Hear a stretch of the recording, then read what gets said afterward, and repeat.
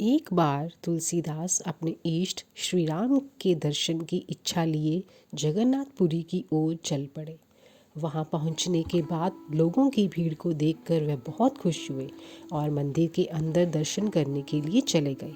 लेकिन जैसे ही उन्होंने श्री जगन्नाथ जी को देखा और अचानक ही उनके चेहरे पर निराशा छा गई और वह बाहर आकर मन में सोचने लगे कि इतनी दूर आना भी मेरा बेकार हुआ, क्योंकि यह बिना हाथों के मेरे इष्ट नहीं हो सकते हैं।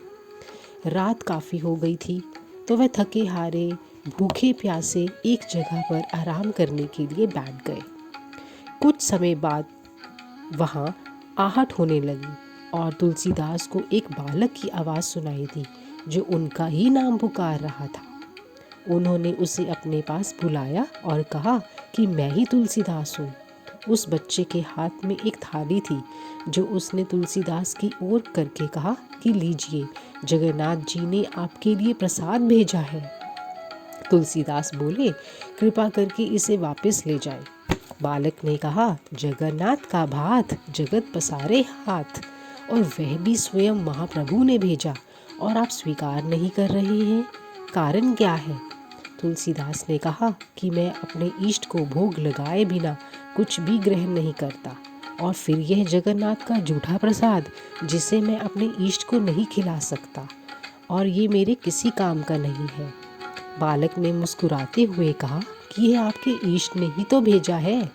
तुलसीदास बोले, यह बिना हाथों वाला मेरा इष्ट नहीं हो सकता।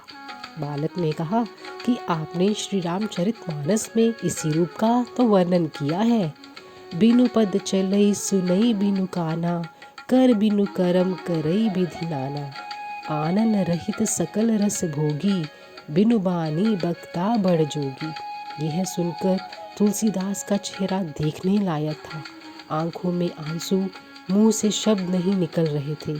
थाल रखकर वह बालक बोला कि मैं ही राम हूँ। मेरे मंदिर के चारों द्वारों पर हनुमान का पहरा है। विभीषण नित्य मेरे दर्शन को आता है। कल प्रातः तुम भी आकर दर्शन कर लेना। यह कहकर वह बच्चा अदृश्य हो गया। इसके बाद तुलसीदास ने बड़े प्रेम से प्रसाद खाया।